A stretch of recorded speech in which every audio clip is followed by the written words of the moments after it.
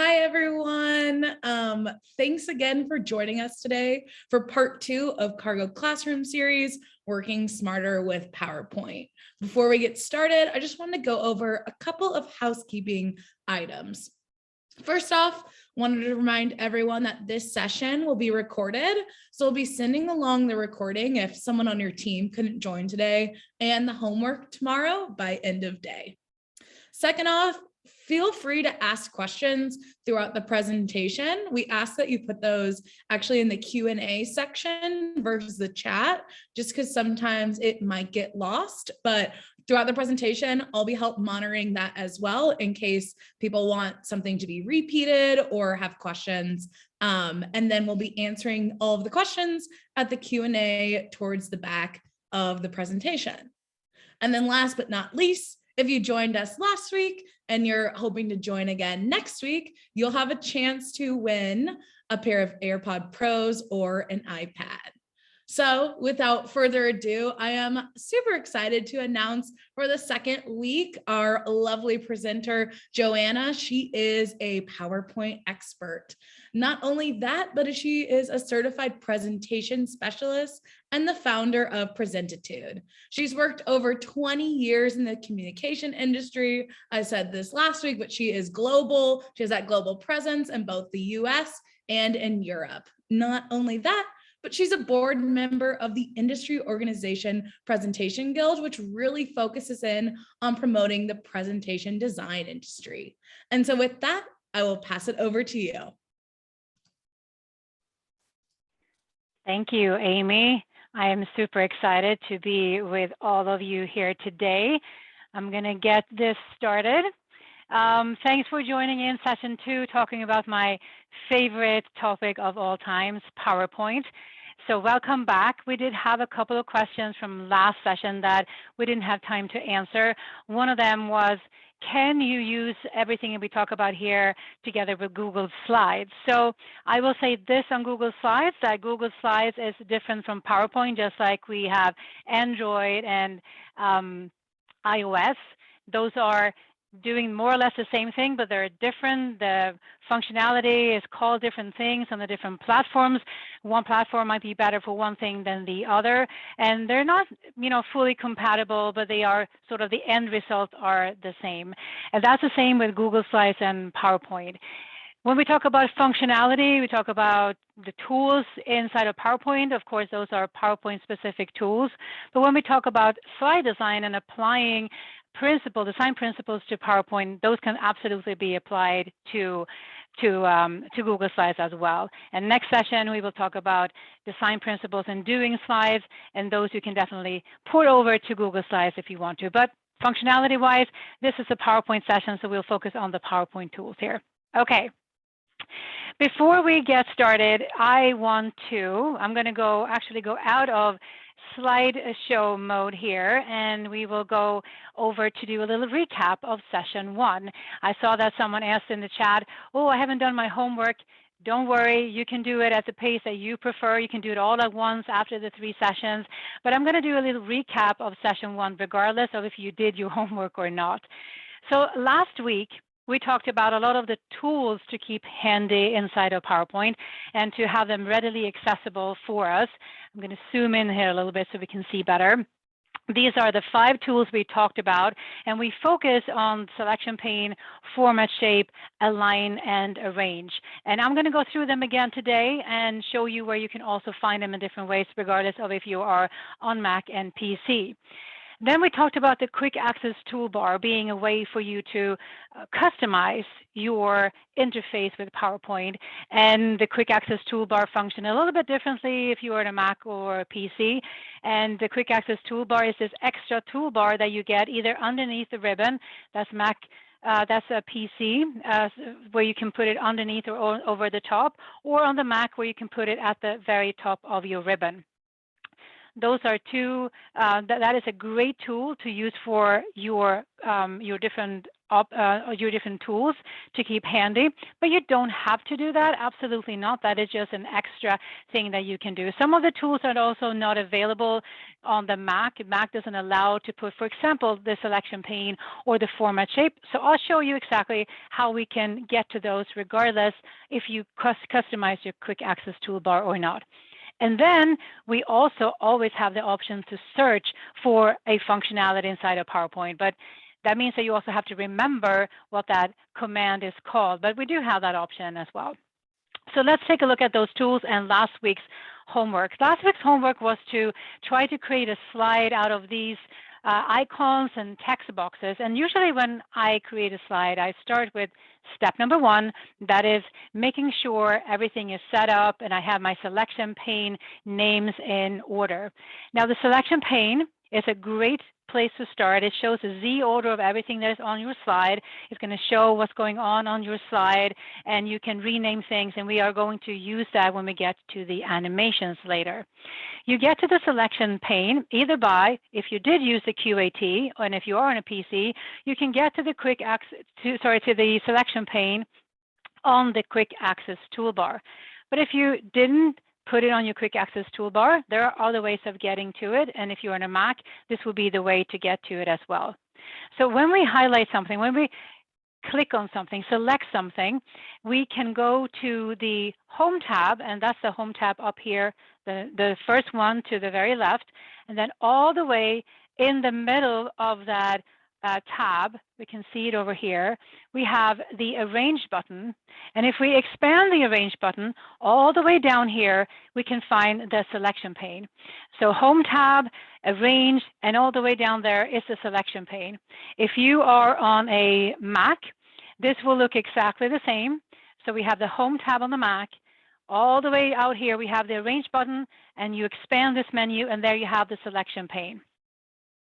Another way of getting to the selection pane is when you have something selected, you always get this additional tabs on the ribbon. In this case, we get the Shape Format tab. If we open the Shape Format tab, we have the selection pane right there, right underneath, ready to go for us, and expanding and opening up that functionality in PowerPoint. And if you are on a Mac, same thing here. You go to the Shape Format tab, and there you have your selection pane. So when we open up our selection pane, so I'm going to do it on the Home tab, Arrange, Selection pane, it is going to open up this additional menu to the right-hand side. And here I can see everything that I have on my slide, and I can see what's going on, and I can rename my objects. I can reorganize the order of how they are displayed on my screen. So the first thing that I usually do when I design a slide that I know that I'm going to add some animation to is to make sure that I have the names altered in the selection pane. You don't have to do this step. This is something that I prefer to do when I know I'm going to animate something, and we'll come back to that when we talk about animation in a bit. And you can come in here and you just click in the selection pane, and you can put in whatever name you prefer to have and what makes sense to you. If you don't change anything in the selection pane, the generic names created by PowerPoint will be there, and that's fine too. It's going to be text box 1, text box 2, object 23, and so on and so forth. But I like to start here to make sure that I have this organized in a way that makes sense to me later. So the first step, selection pane, renaming my object, and I can get to that selection pane in numerous ways to the Home tab or Shape Format tab. And you'll also get a handout, and as part of your handout, you'll get these shortcuts, so you'll find them easily as a reference for you as well.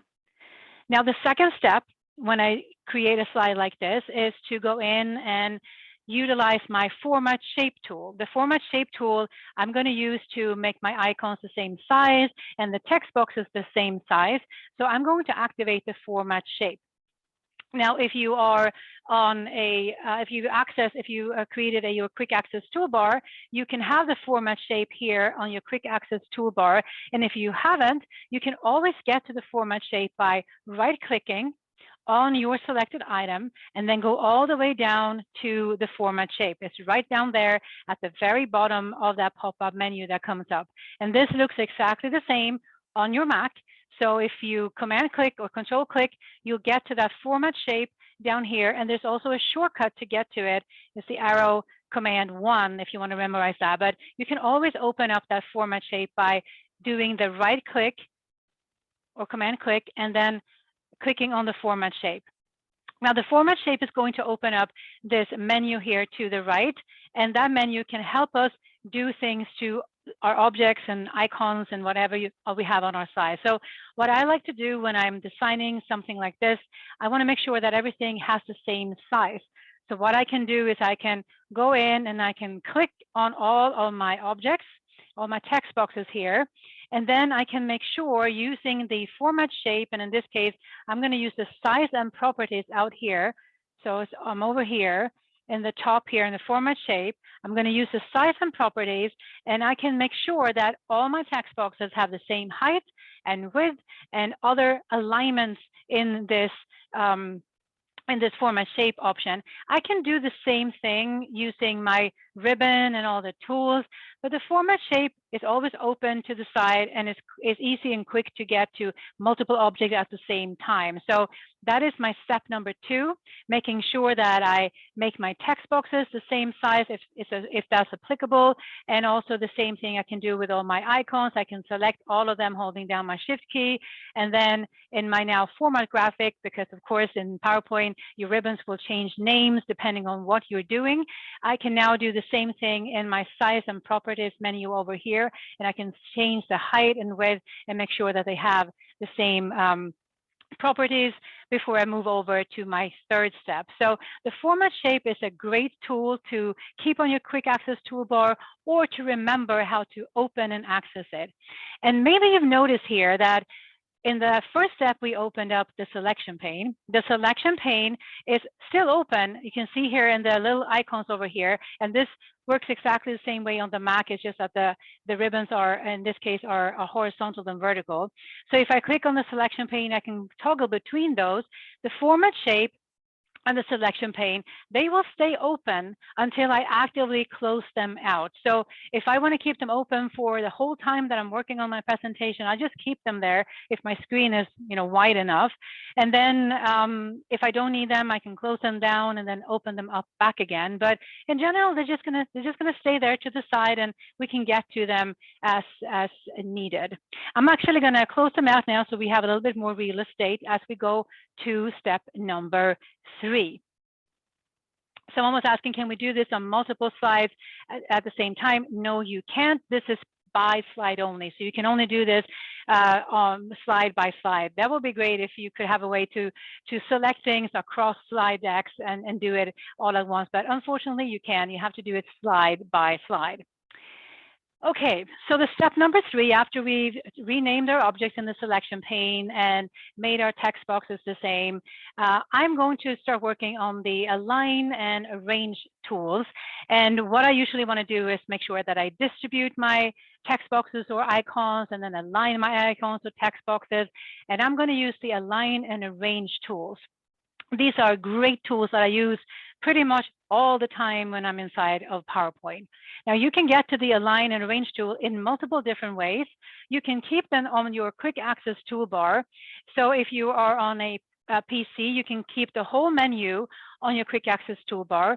If you're on a Mac, you can't keep the menu, but you can keep the individual commands. So you can put the line left align. I'm going to select this so we can see it here.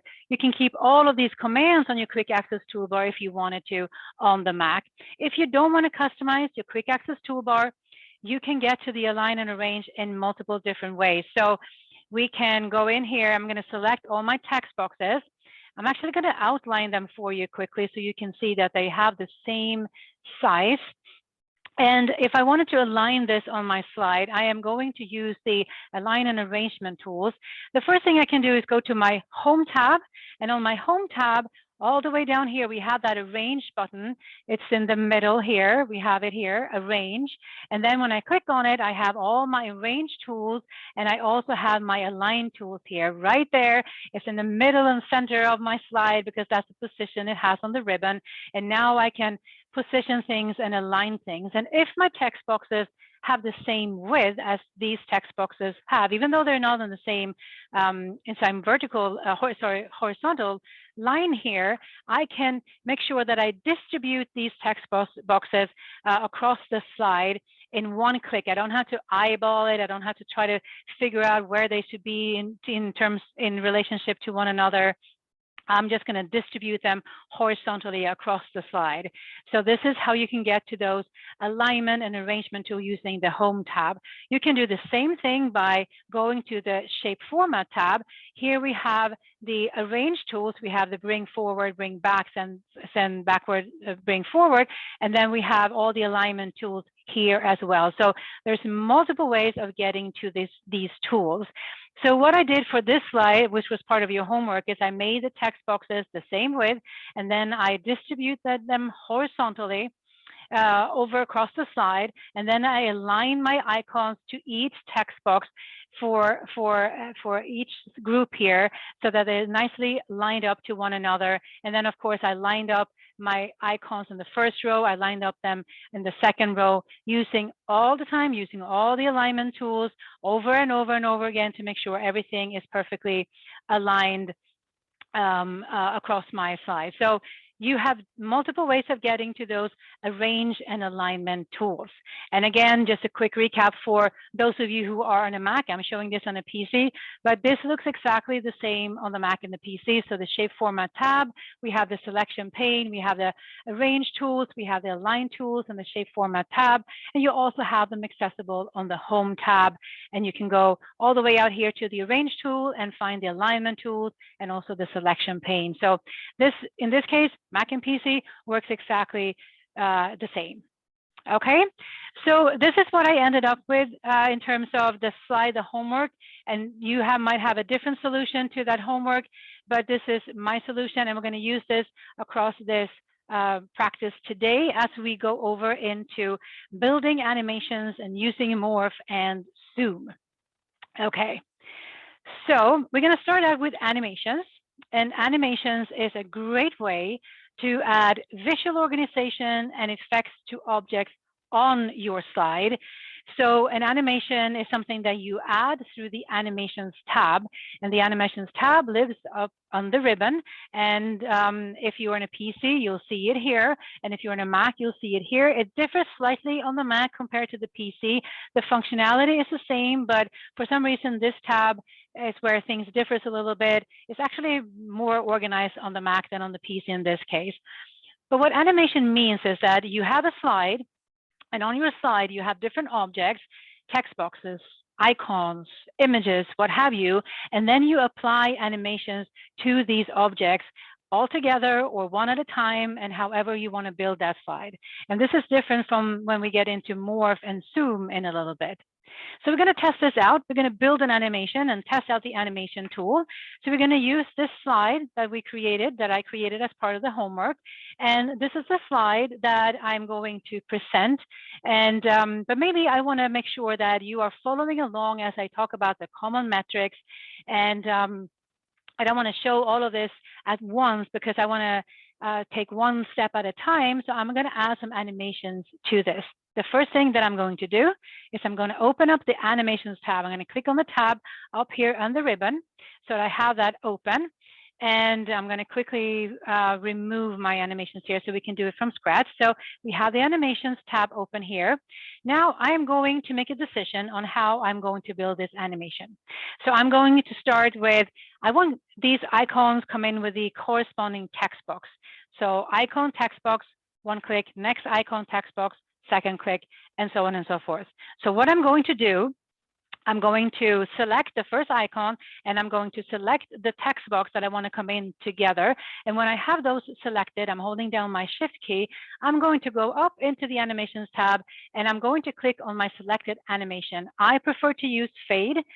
Fade is my go-to animation if I'm not building a very complex animation, if I'm just using the animation to slowly show something when I'm presenting. Now, on the PC, you have your fade right there as your third animation. On the Mac, you'll have to scroll down to find it, but it's there. It works the same way on Mac and PC.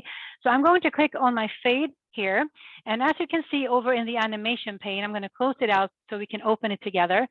The animation pane works like the selection pane and the format shape pane. It's where you control your animations. And if you open it up, you're going to open it through the animation pane. Click here. So here we have the animation pane. You can click on it and unclick it. It's going to open and close. And here you can see your animation, what I just did here. And I'm going to go out to the side so you can see what it looks like on the Mac. It looks a little bit different. And the icon for the animations pane looks slightly different. If we go back here one step, we can see the animation pane on the PC and the animation pane on the Mac. For some reason, the icon is different on these tabs, but the functionality is the same, even though it looks a little bit different. Okay, so I have added my first animation here, and we can see it in my animation pane that I opened through clicking on my animation pane in the Animations tab. I'm going to do the same thing over again. I'm going to hold down the Shift key and click my second round of animations. Once I've selected those two pieces, I'm going to go up into my animations pane and click fade. I'm going to click on the third one, holding down select key, click on fade. My fourth here, click on fade, and then we have our fifth and click on fade. And as you can see out here in the animations pane, we can see that these names here are the same names that we had added into the selection pane. So if you open up the selection pane now, we're going to go to Home, Arrange, all the way down to Selection pane. We can see that we have all the names here, and those are the same names we see in our animation pane. And that is why we want to make sure that the names make sense to us when we build our animations, so we can see if something goes wrong in our animation, or if something is wonky, we can know exactly what is going on. You can't change the names in the animation pane. You can do that in the selection pane.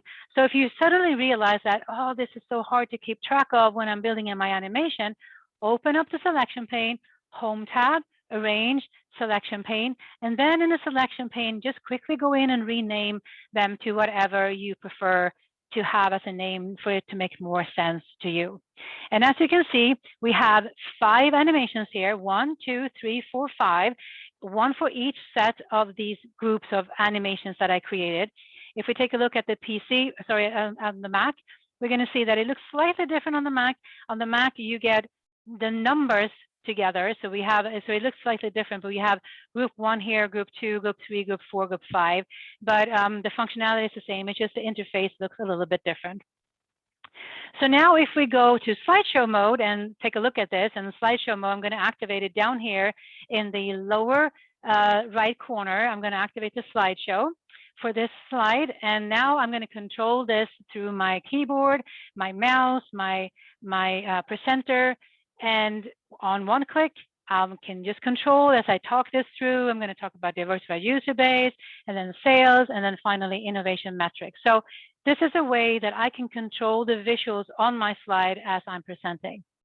This is, of course, a very simple animation, but sometimes simple is enough. There's a lot of more things you can do. There's a lot of animations on your animation pane that you can make things more advanced and more complicated, of course. But again, if you're building something more complicated, again, start out with the selection pane, renaming those objects out there. And again, if I wanted to reorganize this quickly, I can do that. I can drag and drop my animations out here. I can change if I want things to come in either on click, with previous, or after previous. So I can change the order however I want to out here in my animation pane. If I want to rebuild this, I can quickly just remove all my animations, delete them, and maybe I now want to do all my icons first. I'm going to click and hold down my Shift key, and so I have all my icons selected. I'm going to click fade. Here we go, one click, all my icons, and then I have all my text boxes, and then I've selected them all. I'm going to click fade, and my second animation is going to be all my text boxes. So there's different ways of how you can control those animations in the animations pane, but again, selection pane is going to be your best friend. Now, this is one way of controlling a slide and the visuals on the slide. A second way that is less used, but is really powerful and actually saves a lot of time in terms of how things move on our slide is Morph. And Morph is going to be our second way of showing how to build visuals in PowerPoint. PowerPoint Morph is actually a transition and not an animation. So Morph means that we are going to move something from one slide to the other using a transition. So in essence, it means that we build one slide and we place our objects either on the slide or outside the slide. And then we build another slide where we have slightly moved the objects from the first slide to a new position or onto the slide. And then we apply the morph transition to the second slide. And then PowerPoint will do the animation for us and make things move for us. And we don't have to think about animations. We don't have to think about how things move across the slide. So let's test this out and do it together. So here we have our slide again. This is the slide we're starting out with, and I'm going to show the morph transitions in slideshow mode, and then we'll go out and rebuild it together. So I'm going to go to slideshow mode down in my lower right corner here and activate the slideshow for this. So the first thing that's going to happen is I'm going to move all of these off the side. So now they're gone. And I'm going to go to the next slide, and I'm going to advance the first topic in, and then I'm going to bring in my second topic. And then as I've talked about my second topic, I'm bringing in the third topic. Here we have topic number 4, and then finally topic number 5. Now, how did I do this? How did I make those objects move on the slide? And I didn't open the animations tab once. Let's do this together. So we're going to go back up to my starting point here. I'm going to zoom out. I'm going to close out the selection pane. I'm going to zoom out a little bit here. So this is the starting point. And then I created one slide here where I have the starting slide and all the objects are off to the side. They're not on the slide, they're off to the side. So you won't see them when I get in here to slideshow mode. And then I'm actually going to remove all of these here. So we're going to rebuild it together. So I'm going to remove all of my slides. And here we have the first slide. And then the first thing we're going to do is we're going to duplicate this slide. So this is the starting slide. I'm going to duplicate it by Control D or Command D. And now I'm going to bring in my first object on this second slide. I am now on slide 15. I'm going to bring it in and I'm going to align it quickly to that grid there. I'm going to create a new slide, slide number 16, by duplicating 15 into a new slide. And now I'm going to bring in number 2 and aligning that one up to the line as well. Okay, so we have slide 15 out here, slide 16. I'm going to duplicate 16 into a new slide, and now I'm going to bring in the third option here. So there we have number 3. I'm going to duplicate slide 17 into a new slide. Here's 18.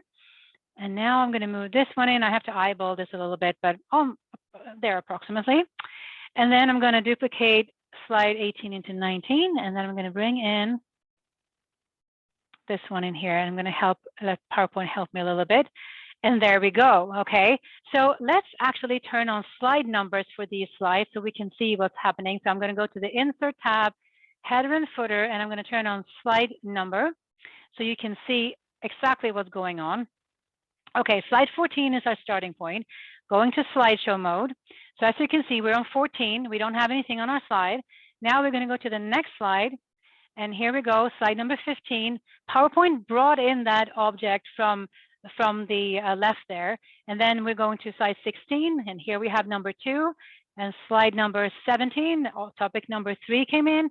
Slide number 18 and slide number 19. So this is one way of building nice animations without having to do the different animations that takes place on one slide.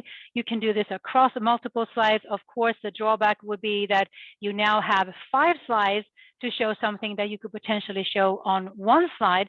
But if I'm not sharing my presentation with anyone, if this is just a deck that I'm showing to build my presentation, I can definitely utilize Morph for my deck. So it's absolutely true. I got a question there in the chat. Yes, it took 6 slides instead of 1 slide, But again, if I'm not sharing my presentation, slides are free. You can use as many as you want, and your audience don't really care how many slides you have.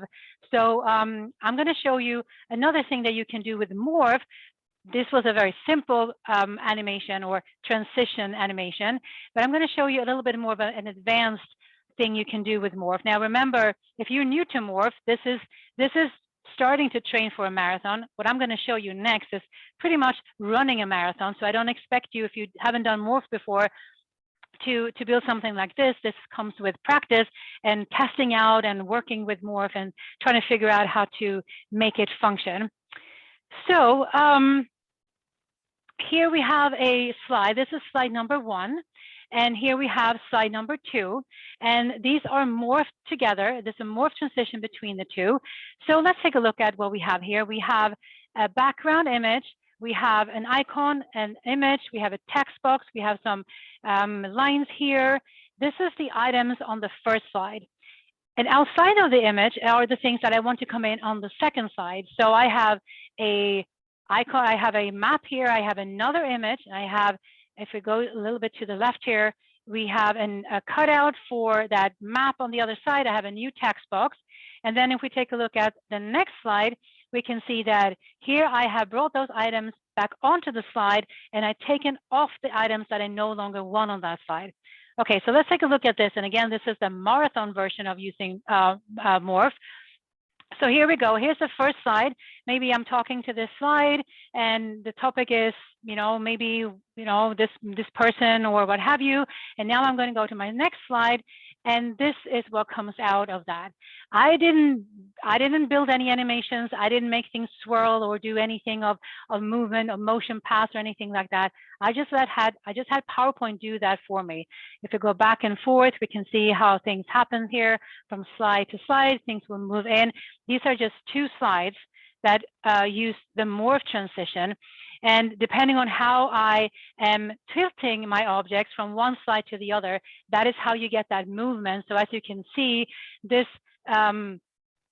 globe here has this position on slide number 1 and this position on slide number 2. So that is how I get that movement between the two. So Morph it's very simple, but also can be used for many complicated things. If you start really to learn it, and if you start running marathons with Morph, you can do amazing things with this animation. That isn't really an animation; it's a transition tool. Okay, so the point of using Morph is really to build more visuals and more visualizations inside of PowerPoint, utilizing this transition from one to the other. Okay. So, and someone said, I have not used animations as most things are exported to PDFs. Absolutely. PDFs cannot handle animations. That is a drawback of sharing as a PDF. And, but we are not going to do animations for the rest of the session. We are going to come into some other things as well that you need to design your slide. So we're going to move on to Zoom. Zoom is the third thing we can use to visualize things on our slide. And Zoom is a way to present our content in a non-linear way. So there are a couple of different Zooms we can do. I'm actually going to zoom in so we see this better here. So there's a summer Zoom, slide Zoom, and section Zoom. I'm going to focus on the slide Zoom today. Zoom is a big topic, so we're going to focus on the one Zoom that we can use to visualize our content on our slides. What Zoom really is it's kind of inserted small slide thumbnails. So it is not an animation. It is not a transition. It is something that we insert. So we will use the Insert tab. So the Insert tab on the PC looks like this, and the Insert tab on the Mac looks like this. And here we have that little Zoom tool. So what we are going to do is we are going to create one starting slide, a Zoom slide, and then we are going to link in thumbnails from other parts of our presentation, slide 1, 2, 3, 4, and then we're going to link them to these Zoom slides by inserting Zoom links.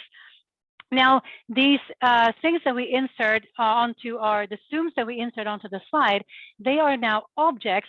So when we have objects, we also get that additional tab. So when we have a Zoom, we get an additional tab, the Zooms tab. This is what it looks like on the PC. This is what it looks like on the Mac. And we are going to test it out now and see what we can do. Okay, so here we have a slide. Let's zoom out a little bit so we can see better. So this is a slide, and this is a background. So if I move this around, you can see this is just a background. It's an image with some empty spots here. And then I'm going to align it back in place. I'm going to align it to the left, align it to the top. Now it's back onto my slide again.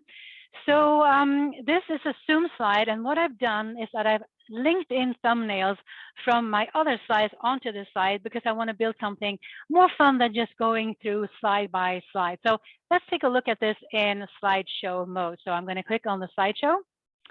So here we have our slide, and now we are going to go through this. So I'm going to advance this slide presentation using my keyboard or mouse. And here we have number one, slide number one. I can talk about brand awareness and visibility. Number two, number three, number four, and then number five. And then finally, I'm going to come back to that Zoom slide. Okay, how did I do that? And how can you do that? That's actually going to be part of your homework. You can have a chance to practice this. So what we are going to do is we're going to build this Zoom slide. And as I mentioned before, it is having a starting point, the Zoom slide, and then linking in additional these additional slides here to that original slide. So here we have our starting point, and as you can see, here are my slides that I'm going to link in. So I'm not going to rebuild the full Zoom here. We're just going to do one. So I'm going to remove this one here. So let's build this first Zoom link. Now, if you are on a PC, you can drag in Zoom links using your thumbnails to the left here. So I can just drag a slide in, and here I now have a Zoom here. But since you can't do this on the Mac, we're going to do it the more traditional way of building a Zoom, and that works exactly the same on Mac and on PC. So as I mentioned, Zoom is an insert thing. We are going to insert a Zoom link. So we need to go to our Insert tab, and we are going to go over to our Zoom. Here we have our Zoom in the middle of our menu up here on the Insert tab. And then we're going to select Slide Zoom. This means that we are going to create a link to a slide in our presentation. I'm going to open that up, and PowerPoint will give me a list of all my slides in this presentation. So I'm going to find the one that I want. It's going to be slide 24. We are on slide 25, so I need to bring in slide 24. So I'm going to click on slide 24 and say Insert. Works the same way on Mac and on PC.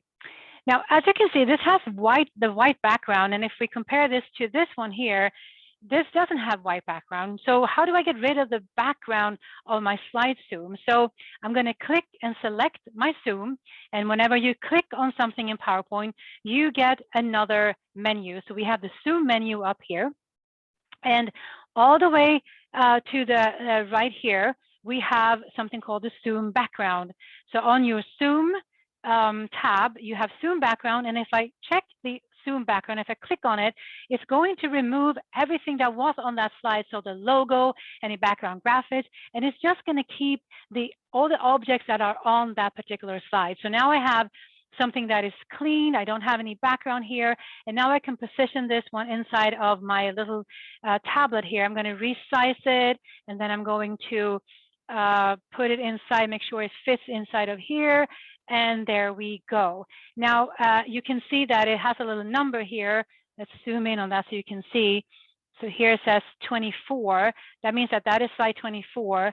We have 25, 26, 27, and so on.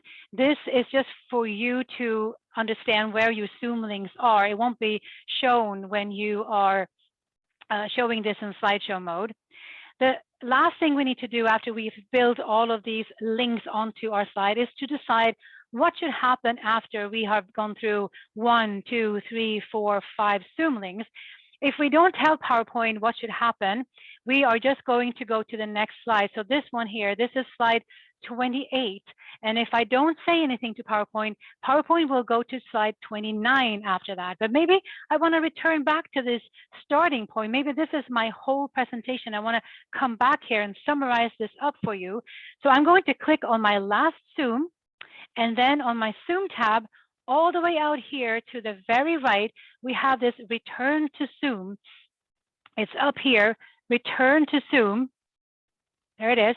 If I uncheck this one, the link is going to go to the next slide, and if I check it, the zoom is going to return back to my starting point. So I am going to uncheck it now, and then we'll show this one again. So we have our starting zoom slide.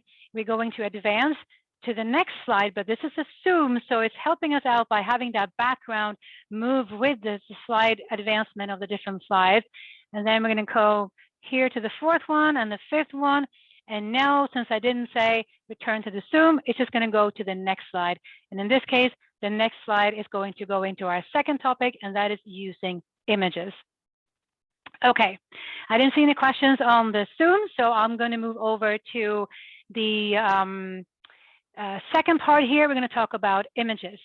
First, we're going to talk about cropping images and how we can do this the best way and the tricks to this trade. So first of all, when you have an image in your presentation, if you select it, as you know, we always have that menu opening up. So we have a new menu, the picture format tab opens up. We're going to activate the picture format tab here. Looks exactly the same on the Mac. And then we're going to go all the way out to the crop tool. The crop tool is out here, and we are going to activate the crop tool. This was also one of the tools that I suggested that you have on your quick access toolbar. This is great if you work a lot with images, then that way you don't have to come up to the picture format tab and all the way out here every time you want to crop something. If you have that on your quick access toolbar, you can get to it right away. But if you don't, picture format, when you have selected a picture, and then crop. We're going to click on the crop tool, and what happens is you get these black brackets around your image. If you grab onto the brackets here, you can quickly change the size and the outline of your image. So I'm going to, maybe we want only this part of the image. So any black bracket you can grab onto and just move it around until you have a format that fits your presentation. Then when I'm with the crop tool still active, as you can see, I have a little cursor in the middle. It's like a crossbar cursor here, and I can move my slide around now. So maybe I actually wanted only this part of the image, or maybe I just want the bridge here. However you want to set it up, you can move your image around as needed. And if I want to resize the focus inside here, I can also resize my image by grabbing onto any of the white dots on the sides. And again, always holding down my shift key to keep the proportions. So holding down my shift key, I'm going to resize and put it in here. Maybe I'm going to do something like this, and then I'm going to resize it something like this. And this will be my image. And if I click anywhere outside the image, the brackets goes away. And here we have the image. If I click on my picture format tool again and the crop, the image comes back, and I can keep working with it as well. So cropping images and resizing them is a great tool if you insert a big image, but you only want a portion of it, and you want to set the focus of the image to a specific way. The second thing I want to talk about when it comes to images is how do you create a circle image? I see a lot of circle image in presentation. That's a great way of adding a little bit of extra than just bringing in a regular stock photo from your corporate repository or from a photo site. So the way that we do this is we click on our image, and when we click on our image, we have activated the picture format tab. We're going to go up to the picture format tab and all the way out to the crop tool. This is where we were when we cropped our image. Now we are going to expand that crop menu, and we are going to go down here to the crop aspect ratio, and we are going to turn this image into a perfect square. Perfect squares can be turned into perfect circles, so that's how we're going to start. But as you can see, there are a lot of different other aspect ratios that you can crop your image to. If you don't want to use the crop tool, you can use the aspect ratio. So we're going to click on the square here. And what happens is that PowerPoint just cropped our image for us. I didn't have to do anything. I didn't have to resize it, making sure that it's exactly a square. It just did it for us. You can see the black brackets here around the image, and this is the perfect square. So now when I go and I select the image, go to the picture format tab, the crop tool, and now I'm going to use this crop to shape, and I'm going to use the oval shape here. I'm going to click on the oval, and now we have an image that is a circle. So I crop this image to a shape. And again, you can actually use any of these shapes. So if you, for whatever reason, needed a heart image, you can do that. Or if you need any other of these shapes here, maybe you need an up arrow and so on and so forth.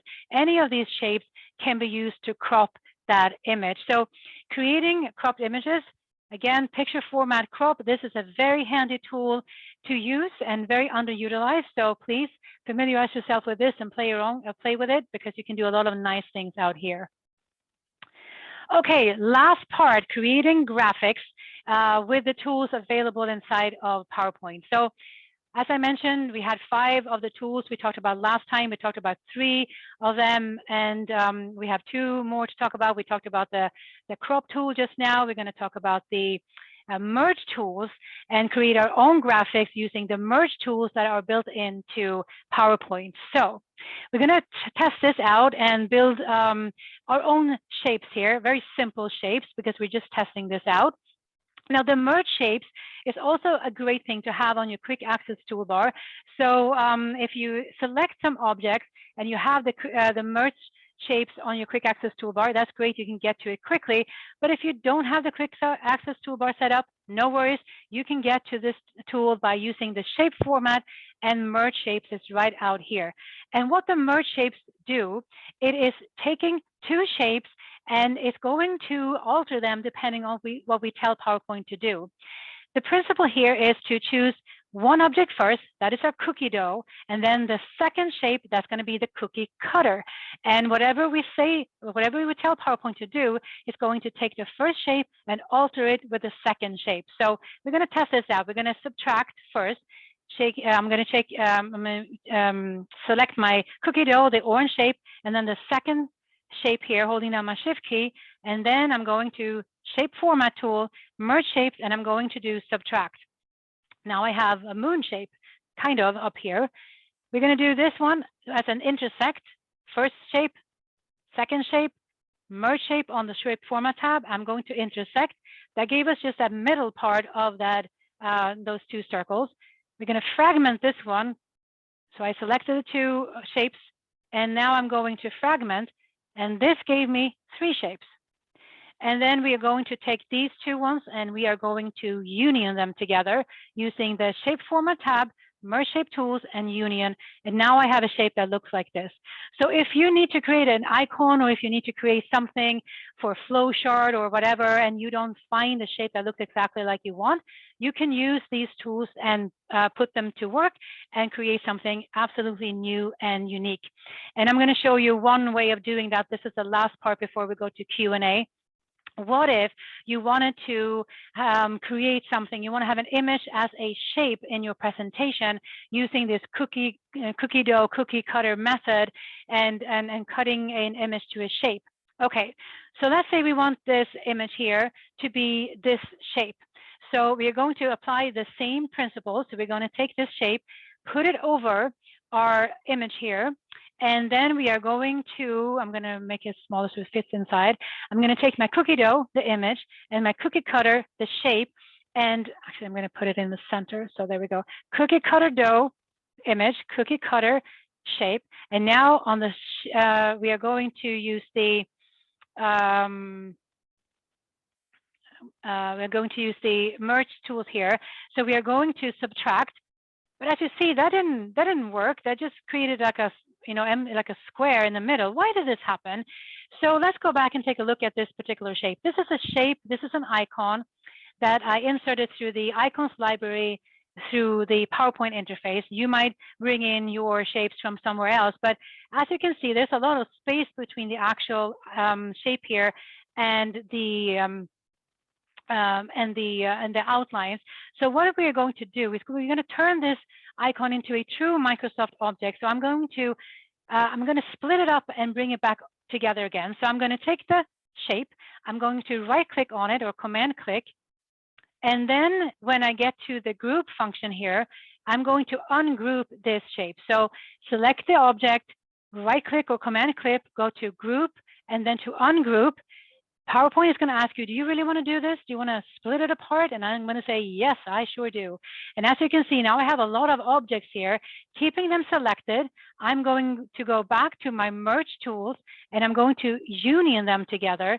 And as you can see, now this outline is right by the edges, Now I'm going to bring this over to my image here, make it a little bit larger, selecting the image, my cookie dough, selecting my cookie cutter, the shape, using my tools, I'm going to intersect. And here we have a shape that has that image background or image fill. And now I can use this one in my presentation. I can still use this. This is still an image. So as it's selected, I have picture format tab come up here. I can go to my crop tool. I can click on the crop tool. I'll get the brackets and I can see my image inside of here. So if I wanted to zoom in or zoom out, I can still do that. I can still reposition it inside of that shape. So merge tools and the merge shapes and cropping images to shape is a great way of adding visuals to your presentation. So with that, that is the end of today's creating visuals in PowerPoint. Next week, we're going to work on design principles for PowerPoint. We're going to bring it all together by designing slides using all of the things we've talked about in the two last sessions, the tools we learned and the tricks we learned in this session, bringing it all together. You will have some homework sent out to you tomorrow where you can test building an animated slide, create a morph transition like we did today, create a zoom slide, and you can test out cropping an image to circle and merging shapes back and forth and test that out before next session. So with that, I want to go to the Q&A and see, do we have any questions here? Yes. Okay. The last question we just got was if you can re-show where that tool is in order to show how you were able to change the background of that circle image. This is the merge. This is the merge tools, the merge and the merge shape tools. You need to have it to be really accessible. You have to have it on the quick access toolbar. So if we break this apart again, go back to where we were at. So you need to access it here. We have the merge tools over here. When you have an image, you have to use the quick access toolbar. If you have two shapes, you can go up and do that on the shape format here. Oh, here we go. Sorry. We have the shape format tab here and we have the merge shapes. And here we have the tools. So you have the intersect. That is what I use. So shape format tab, merge shapes and intersect. That is the tools that you would use to create that shape with an image in the background.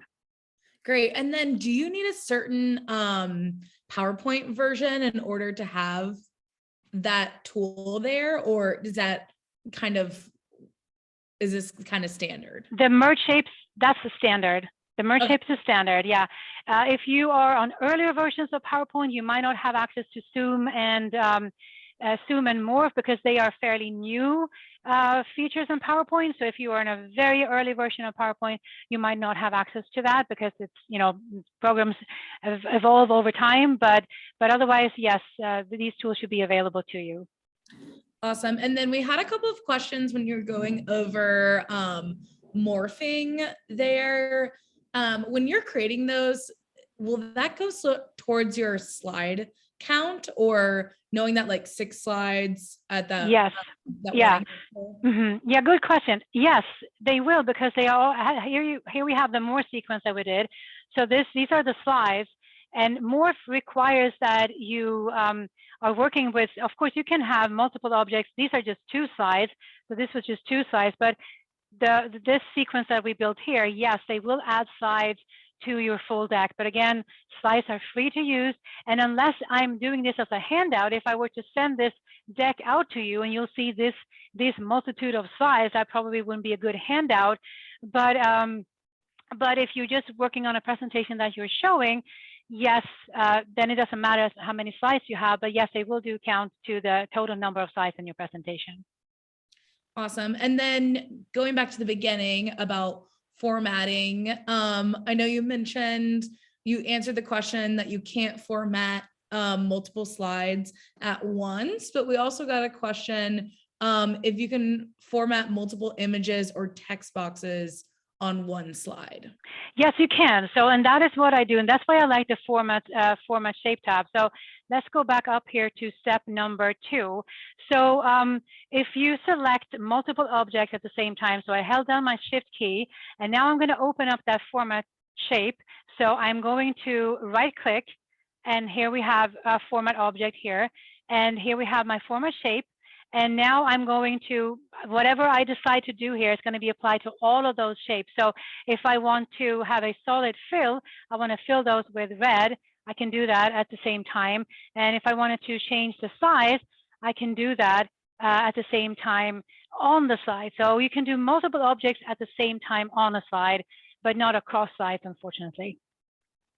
Got it. Awesome. Thank you. And then just relooking at what I have here and a couple other questions in the chat as we're talking. Someone just asked for if you could re-show how to get into Zoom, to zoom again. The Zoom, yeah, okay. Yes. So Zoom, yeah, absolutely. So Zoom is a link. So it's a link that you insert. So as you can find it on, it's not its own, it's not a transition or an animation. You have to go to the Insert tab. So the Insert tab, and here we have the Zoom in the middle of there. So Insert Zoom. And just quickly, if you remember something, the name of something, but you can't find it, you can always use the search tool and you can type in the word, and here we have the same menu. So if you don't know where to find something in PowerPoint, this works the same on Mac and PC, and you do remember the name, you can type it in and boom, here we go. And we can now click on that Insert Zoom, and here we have that menu for us. So Zoom is an insert, it's on the Insert tab. And all of this is shared in the handout. Everything that I talked about here is shared in the handout, all the steps and all of that, even actually more detailed in the handout than we have right here, because I'm not going to be around when you read the handout. So the steps are explained in different steps there in the handout. Awesome. And then I know we have 2 minutes, so let me know if you'd rather answer this now or if you want to save this. As a reminder, any questions that we don't get through today will be at the top of next week. Had someone request to re-show how to set up the Morph, and then pending time if you think you have enough time to show that now, or if you want to wait till next week. We can do a quick one here. Just insert 2 slides here. So we have 2 slides. I'm going to start on this slide. So I'm going to bring in a shape. I'm going to have a circle here, and then I am going to insert another shape. Let's make that actually insert. We're going to insert a square. Make that blue. I'm going to put it outside the slide. So here we have the first slide, and then I can either duplicate this slide or just copy and paste the objects going to my next slide. And now I can move this to a different position on my slide here. And the second slide, I want to apply the transition zoom. So on the second slide, I go to my transition tab and I choose Morph. Okay, so now we have Morph here. I can preview this out here on the very left so I can see what's going to happen, or I can go to slideshow mode. Let's go to slide 39. And then we have, this is the first slide. And then as I advance to the next slide, the objects that I placed on the first slide will move to the position where I put them on the second slide. So that is the essence of Morph. And then of course you can do more complicated things like changing the color of the object. So maybe this one is, we want this one to be yellow and this one to be green. Now this is going to be worked into the zoom as well. So as I mentioned, the zoom that I showed you, the marathon zoom, is applying a lot of different options to those shapes. But in essence, it's as easy as having one slide with some shapes or text or what have you, and then placing the same object on the second slide and just changing them and moving them, and then apply the transition zoom to the second slide. And PowerPoint will do that animation and change for you. Awesome. And that is, we're right at 4 o'clock. So once again, Joanna, I want to thank you so much. I want to thank everyone else here for joining us today. And as a reminder, we'll be sharing this, this presentation. It was recorded, and the homework tomorrow before end of day. So you can share out to the team, rewatch. And then I think we only had one question that wasn't answered. So we'll get to that next week, same time, same place, on the 4th. So thanks again.